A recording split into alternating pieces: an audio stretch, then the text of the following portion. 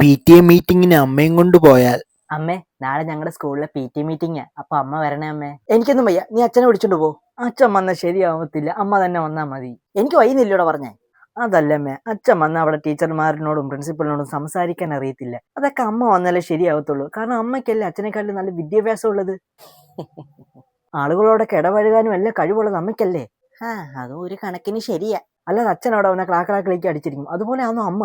അമ്മ ഒന്നും ഇല്ലെങ്കിൽ നല്ല വിദ്യാഭ്യാസമുള്ള അമ്മയില്ലേ. അപ്പൊ അമ്മ വന്നാലേ ശരിയാവത്തുള്ളൂ. നാളെ എത്ര മണിക്കാ പി ടി എ മീറ്റിംഗ്? 2 മണിക്ക്. ടീച്ചറെ, എന്റെ അമ്മ. മേഡം ഇരിക്കെ. നമസ്കാരം ടീച്ചറെ, അഭിഷേകിന്റെ അമ്മയാ. മേഡം, നിങ്ങളുടെ മോനെ കുറിച്ച് നിങ്ങൾക്ക് എന്താണ് പറയാനുള്ളത്? ടീച്ചറെ, ഉള്ള കാര്യം പറയാം. ഇവനിലാണ് ഞങ്ങളുടെ പ്രതീക്ഷ മുഴുവനും. അതെ അതെ അല്ലേടാ? അതെ അതെ. പക്ഷെ ഈ തെണ്ടി ഇവൻ വീട്ടിൽ വന്നാൽ ഒരക്ഷരം പഠിക്കത്തില്ല. അതെന്താ? ഞാനെന്ന് വെച്ചാൽ സദാസമയം അവൻ ആ മൊബൈൽ എടുത്തോണ്ട് ഇങ്ങനെ തോണ്ടിക്കൊണ്ടിരിക്കും. ഇനി ഇവന്റെ ഭാഗത്തുനിന്ന് എന്ത് തെറ്റ് കണ്ടാലും ടീച്ചർ തല്ലിക്കോ, തല്ലി അവന്റെ കാലൊടിച്ചോ, എനിക്ക് ഒരു കുഴപ്പമില്ല. അല്ലടാ മോനെ?